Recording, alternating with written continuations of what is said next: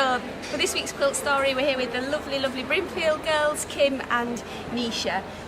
One of my favourite quotes is, "Cherish the past, adorn the present and create for the future." And when I spoke to you guys yesterday, then you started to tell me the story, I was like, well, that's exactly what you're doing, isn't it? So can you tell me a little bit about these quilts and why they're special? Right. Well, in the USA, where we live, we have a very famous antique show that happens 3 times a year, and it's named after the town where it takes place, in Brimfield, Massachusetts. Okay. So a couple Mays ago, May of 2017, Nisha and I went to the Brimfield show, and we were just going as friends to look for old textiles and quilts.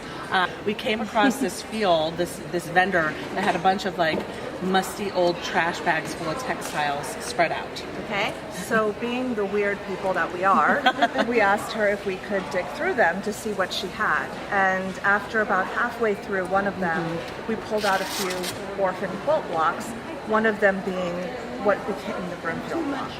And we just fell in love with the design, and for the rest of the day and even at lunch later, we couldn't find any information about the pattern online, and that's kind of when things started. We kept looking for blocks that looked similar, and eventually we landed upon finding a block that was published in the Kansas City Star newspaper in 1928 called the Strawberry. And it looks similar to this, not quite the same, but we could kind of see that this became a derivative of that block. And then we've kind of changed it for today with what we've done here.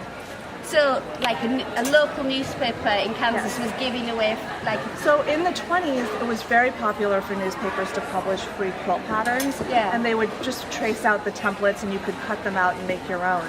Kansas City Star was one of the newspapers that did that. Yeah, and we knew that we had to do it in Liberty because, you know, the Liberty of London fabric is just classic, it's timeless.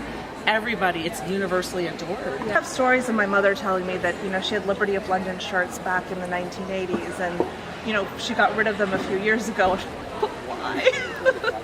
All those quilts you could make. So it's just kind of nice that the older people in my family can see these quilts and are instantly drawn to them because they recognize the fabrics as well. Yeah.